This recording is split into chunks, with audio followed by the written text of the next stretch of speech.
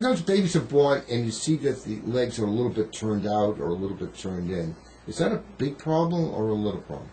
Virtually all those circumstances, or a great many of them, are normal things that we'll see in young children, infants, and toddlers, and many of them will resolve without treatment, without special shoes, without braces. So I would say the majority of those children are seen by their pediatrician and never even come to an orthopedist. So if you leave it alone, body does a good job of fixing a little bit of turn now and then. As a general rule, what I tell patients and when I talk to pediatricians, for in-towing, out-towing, bowing, that's fairly symmetric in a child under 2, I usually tell them that the best thing to do is just observe and see if the child outgrows the condition. So do nothing 3 times a day? Exactly. Okay. And treat the parents.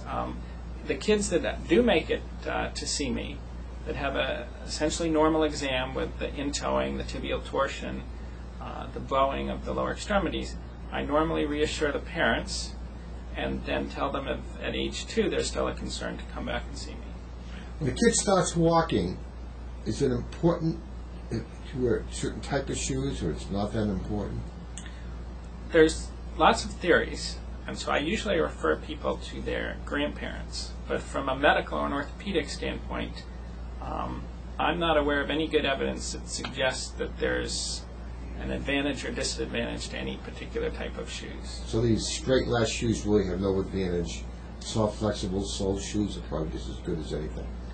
I think so. There are a couple of cases, like children with club foot, where we do still use the straight lash shoes. But for the vast majority of kids who in the past had been prescribed these braces, I don't think there's much of a role.